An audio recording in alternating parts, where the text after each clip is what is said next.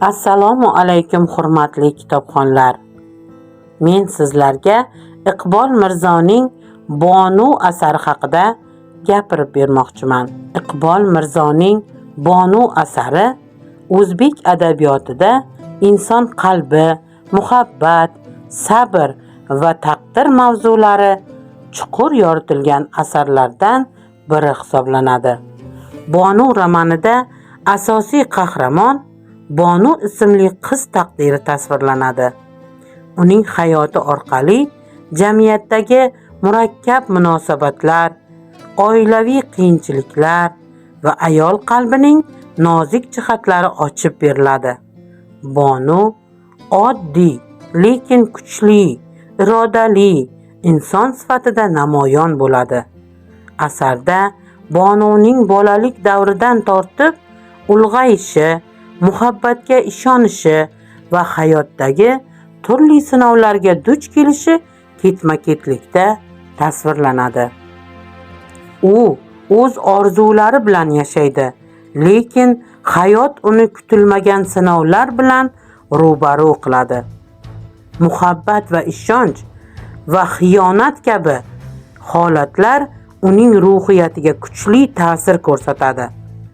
Bonuning hayotidagi asosiy burilish nuqtalari uning shaxsiy qarorlari va taqdirning sinovlari bilan bog'liq. U ba'zan og'ir vaziyatlarga tushib qoladi, lekin ichki sabri va matonati orqali ularni yengib o'tishga harakat qiladi. Shu jarayonda u nafaqat o'zini, balki atrofidagi odamlarni ham yaxshiroq tushuna boshlaydi. Romanning asosiy g'oyasi inson taqdiri va uning ichki dunyosi o'rtasidagi bog'liqlikni ko'rsatishdir. Muallif inson hayotidagi muhabbat, sadoqat va sabr kabi tushunchalarning ahamiyatini ochib beradi. Bonu obrazi orqali ayolning jamiyatdagi o'rni, uning his-tuyg'ulari va ichki kurashi yoritiladi.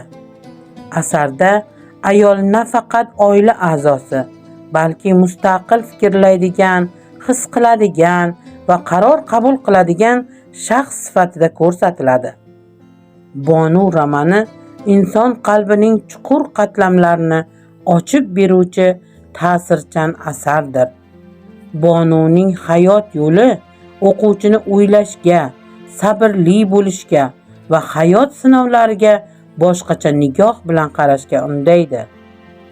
Asardan chiqadigan xulosamiz shundaki, hayotdagi qiyinchiliklar insonni sindirish uchun emas, balki uni kuchli qilish uchun beriladi.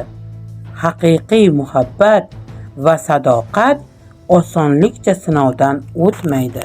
Inson o'z taqdirini qisman o'zi belgilaydi, lekin sabr va aql bilan to'g'ri yo'lni tanlash kerak.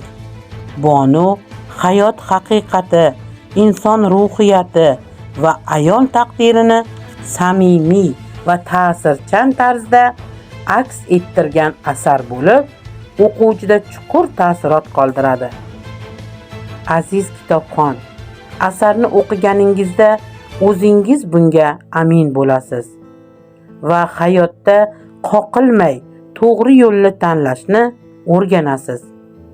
Asar sizlarga qiziq bo'lsa, albatta kutubxonalardan ushbu kitobni topib o'qishingizni tavsiya etib qolaman. E'tiboringiz uchun rahmat.